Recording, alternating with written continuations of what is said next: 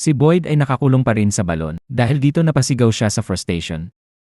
Nang biglang may narinig siyang boses ng isang lalaki. Naghulog ito ng lubid at nakaakyat siya. Samantala, mapapansin naman ang bus na ito na paparating sa nayon. Hindi alam ng mga sakay nito ang nakaabang na mga mangyayari sa lugar. Nang walang ano-ano ay biglang nagwala ang lalaking ito na nagngangalang Elgin. Takot nitong sinabi na kailangan nilang bumalik sa kanilang pinanggalingan. Dahil sa pag-aakalang nababaliw lang siya, pinigilan siya ng isang pasahero. Dahil dito nasukahan niya ang damit nito dahilan para pansamantalang itigil ang bus. Napansin naman ng mga taga-bayan na may dumating na bus kung kaya't pinuntahan nila ito. Nang pumunta sila doon para ipaliwanag sa mga tao ang tungkol sa lugar na yun ay sakto namang gumuho ang bahay nila Jim dahilan para matabunan siya pati na rin ang dalawang tumulong sa kanya na hanapin si Tabitha. Samantala, si Victor at Tabitha ay patuloy pa ring naghahanap ng lagusan palabas sa lugar na yon. Sinabi ni Victor kay Tabitha na hindi sila dapat mag-ingay dahil ang lugar na kanilang tinatahak ay ang lugar kung saan nagtatago kapag araw ang mga nilalang na lumalabas tuwing gabi. Nang malapit na silang makalabas ay bigla na lang may nakitang butas si Tabitha at nang tingnan niya ito ay may biglang lunitaw na bata na nakakatakot. Dahil dito ay natakot sila at napasigaw dahilan para magising ang mga nilalang na natutulog doon. Samantala, habang ginagamot ni Christy ang mga nakalabas at sugatan sa gumuhong bahay nila Jim, ay bigla niyang nakita ang kanyang fiancé na matagal niya nang hindi nakikita mula nang mapunta siya sa lugar na yun kaya nagulat siya at nagyakap sila. Dahil malapit ng gumabi at malabong mailabas nila sila Jim at ang dalawang lalaki sa gumuhong bahay, ay napagpasyahan nilang doon lang muna sila magpapalipas ng gabi pero dapat ay hindi sila mag-ingay sa gabing yun kung ayaw nilang marinig sila ng mga nilalang at kainin. Habang ang mga walang kamuwang-muwang na mga sakay ng bus ay pinilit nila ang mga itong pumasok sa loob para magpalipas ng gabi, ngunit dahil hindi naniniwala ang mga ito sa kanilang sinasabi ay pinipilit ng mga itong sumakay ng bus para makauwi na daw sila. Dahil sa pagpupumilit ng mga ito, walang nagawa si Donna kung hindi ilabas ang kanyang sandata at ishoot ito sa taas.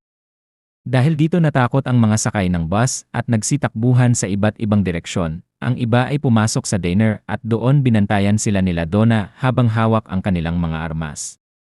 Sina Jim naman na nooy nasa labas at natatabunan ng gumuhong bahay ay biglang nagkwentuhan ang mga kasama niya kahit panay ang saway ng lalaki na wag maingay dahil maririnig sila ng mga nilalang. Dahil sa ingay nila ay narinig nga sila ng nilalang at inatake ang lalaki. Ang magkasintahang ito naman na sakay ng bus ay napadpad sa bar ng lugar na yon. May narinig silang katok sa pinto at nagtatanong kung okay lang sila. Dahil sa pag-aakalang mga pulis na ito ay binuksan ng mga ito ang pinto. Sina Fatima at Ellis naman na hinanap ang mga tumakbo na sakay ng bus ay nagtago sa sheriff's office. Si Fatima na nooy frustrated dahil sa nangyayari at sa mga naririnig na mga sigaw mula sa mga biktima ng mga nilalang ay sumigaw ng sumigaw na magtago ang mga ito.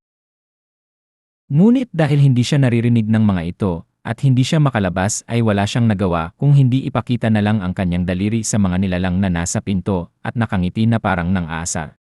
Samantala, ang lalaking ito naman ay biglang naagawan si Kenny ng kanyang sandata at kiniliti siya sa leeg habang sinasabing kailangan nilang makalabas dahil hindi siya naniniwala sa mga sinasabi ni Donna. Ang nilalang na nakangiti ng nakakatakot ay pumasok sa bus na nakaparada at tiningnan ang loob nito. Nakarinig siya ng mga kaluskos sa likod at napangiti siya ng nakakatakot. Nang tignan niya ito ay mga pasahero pala ito ng bus na nagsitakbuhan ng mag-shooting star si Donna at doon nila naisipang magtago sa bus. Nagpakita sila sa lalaking nakangiti at inakalang tutulungan sila nito, ngunit huli na ang lahat dahil nagbagong anyo na ito at kinain sila. Si Boyd naman na nooy nakaakyat na mula sa balon ay may nakitang lalaking butot balat na nakatali ang kamay at paa. Dahil sa sadyang matulungin si Boyd, gumawa siya ng paraan para matanggal ang kadena sa kamay ng lalaki, kahit na sinasabi nitong umalis na siya bago pa man tumigil ang tunog na kanilang naririnig. Pero dahil matigas ang kanyang ulo, ay hindi siya nakinig at nagpatuloy pa rin sa pagbabakasakaling matanggal ang kadena nang biglang tumigil ang tunog sa music box.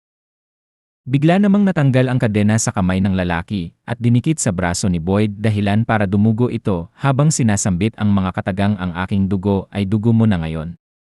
Nang matanggal ang kamay nito sa kanya ay may parang bullet na gumapang sa kanyang ugat. Dahil dito ay napatakbo siya sa kabubatan dahil sa takot. Nang makalabas siya ay nakita niya ang mga nilalang na palabas na sa kanilang lungga para maghasik ng lagim, kaya naman naghanap siya ng mapagtataguan. Samantala, nakalabas na sina Tabitha at Victor kaya't nagmadali silang maghanap ng pagtataguan para sa gabing yon. Nagkita-kita sila ni Boyd at nang magtatago na sila sa isang abandonadong truck ay biglang dumating si Elgin. Nang makapasok na sila sa loob ay sinabit ni Boyd ang anting-anting na pangontra sa mga nilalang. Kinaumagahan, dali-daling nagsilabasan ang mga tao upang tingnan ang mga taong naiwan sa labas ng gabing yon at nahindik sila sa mga nakita.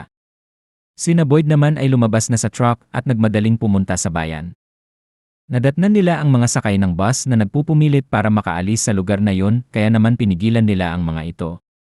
Pagkatapos ng kumusyon, nagpunta si Kenny at Ellie sa kabubatan at nakita nila doon ang babae na nasa bar nung gabing yon na nakadikit sa kahoy. Inakala nilang wala na itong buhay kaya nagulat sila nang magising ito. Sinuri ito ng nurse na si Christy at nangakong tatanggalin ang nasa ulo niya. Nang tanggalin nila ito ay tuluyan ng namaalam ang babae. Habang sina Tabitha at Julie naman ay nagpunta sa kanilang stock room para magsukat ng damit. Nang palabas na sila, nakakita ulit si Tabitha ng dalawang batang maputi na nakatingin sa kanya. Nang nalingat siya ay nawala na ang mga ito. Nang makauwi sila ay nakipaglaro siya sa anak na si Ethan at doon nakita niya ulit ang dalawang bata. Dahil dito natakot siya at inaya ang anak na pumasok sa loob ng bahay.